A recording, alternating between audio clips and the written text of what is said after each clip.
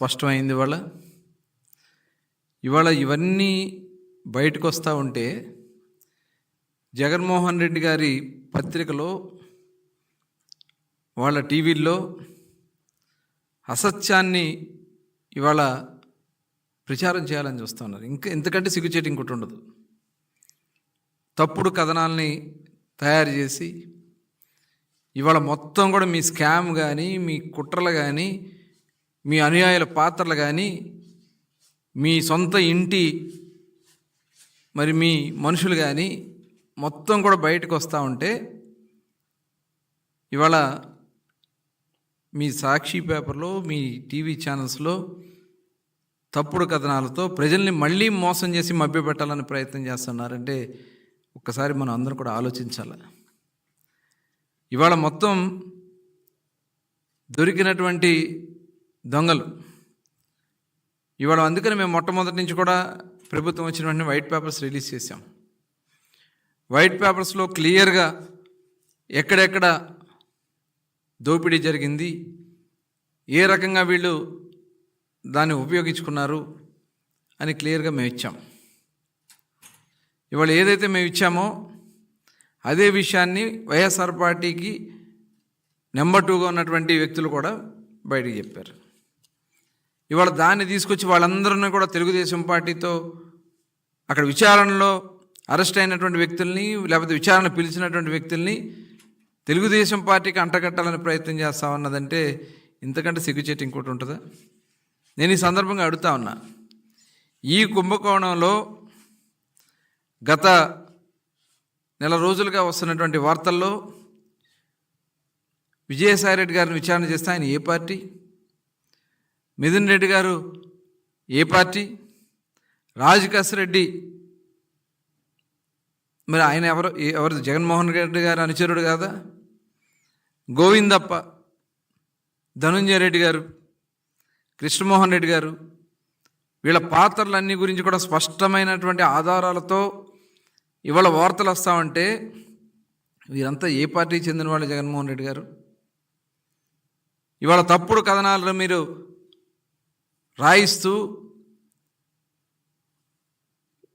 మసిపూసి మారేడుకాయ చేయాలని ప్రయత్నం చేస్తే జరగదు. సిట్ విచారణ జరుగుతుంది, వాస్తవ విషయాలు మొత్తం కూడా బయటకు వస్తాయి.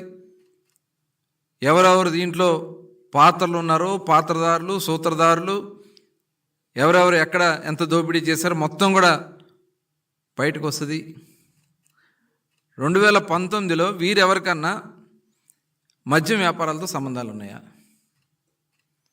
2019కి ముందు మద్యం వ్యాపారంతో సంబంధం లేనటువంటి వీళ్ళు మద్యం వ్యాపారానికి కేవలం మీ ప్రభుత్వంలో వచ్చింది వాస్తవం కాదా? దీనికి పూర్తి ఆధారాలు ఉన్నాయి, వాస్తవం కాదా? ఇంకా ఏదో మభ్యపెట్టాలని చూస్తున్నారంటే ఒకసారి మనం అందరం కూడా ఆలోచించాల్సినటువంటి విషయం.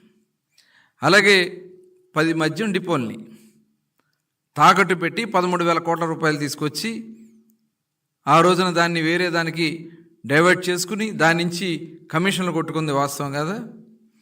అలాగే ఏఆర్ఈటీ అని పెట్టి 23,000 కోట్ల రూపాయలు అప్పులు తీసుకొచ్చింది వాస్తవం కాదా?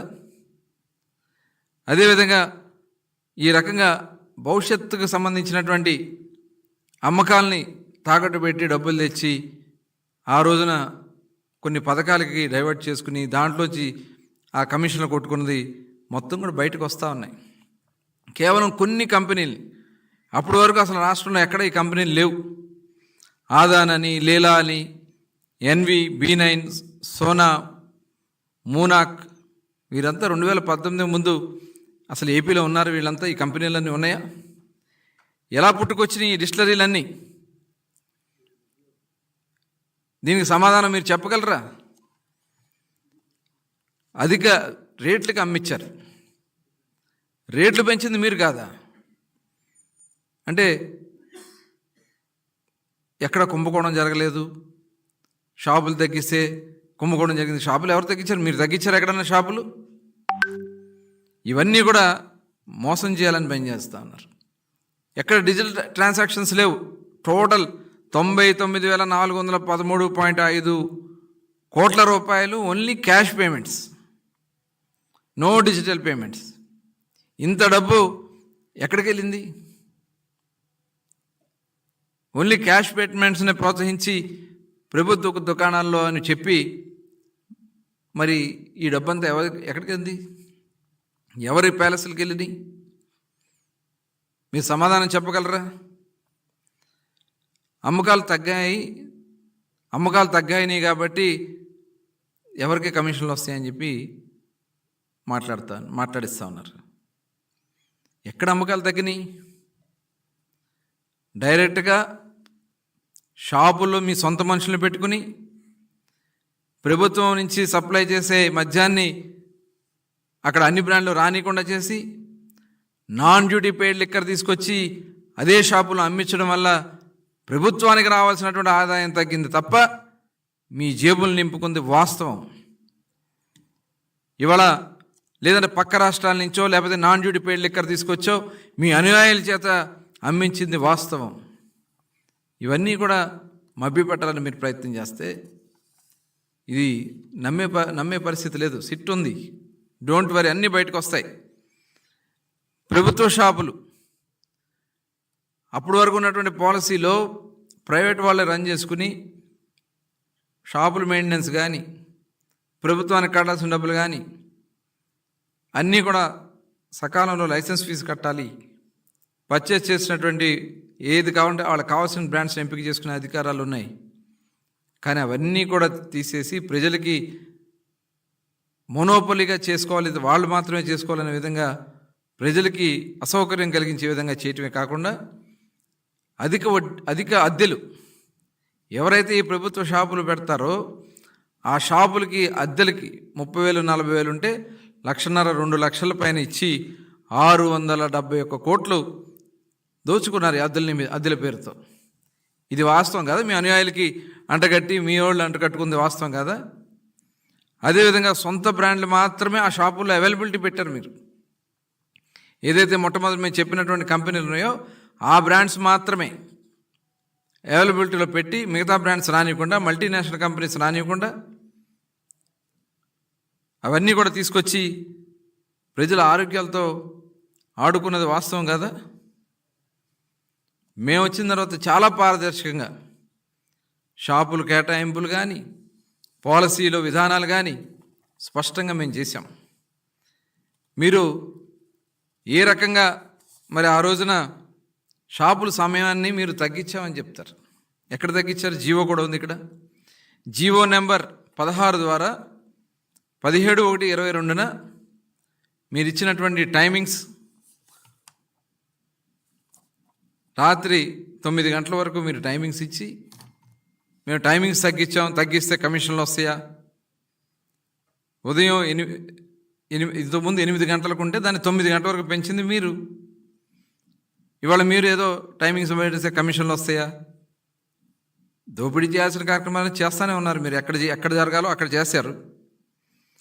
షాపులు కూడా మీరు ఎక్కడ తగ్గించలా, ఉన్న షాపుల్ని పెంచారు. 2020 నాటికి 2,934 షాపులు ఉంటే వాటిని 3,396 షాపులకు పెంచింది వాస్తవం కాదా? మేము ఎక్కడ షాపులు పెంచలేదే. ఇవాళ షాపులు తగ్గించామని చెప్పి తప్పుడు కథనాలు రాసి మళ్ళీ మభ్యపెట్టాలని చూస్తాం అనేది ఇది దుర్మార్గం. అదేవిధంగా బెల్ట్ షాపులు లేవని చెప్తా ఉన్నారు. బెల్ట్ షాపులు లేకపోతే మీరు 1,00,000 కేసులు ఎలా రాశారు? షాపులు మీ సొంత అనుయాయులతో పెట్టించి విచ్చలవిడిగా అమ్మించింది వాస్తవం. అవన్నీ కూడా సిట్ విచారణలో జరుగుతున్నాయి, అన్నీ కూడా బయటకు వస్తాయి. కొన్ని బ్రాండ్లకు మాత్రమే మల్టీనేషనల్ కంపెనీలని అసలు ఆర్డర్లు ఇవ్వలేదు. మీరు మీకు సంబంధించినటువంటి బ్రాండ్లని ఆర్డర్స్ మరి అంతవరకు 2019-24లో 8% నుంచి 132%కి 43 బ్రాండ్లకు మాత్రమే మీరు ఆర్డర్స్ ఇచ్చారు. అంటే దీనికి మిగతా దాదాపు ఇవాళ మేము దగ్గర 300 బ్రాండ్లు ఇస్తున్నాం.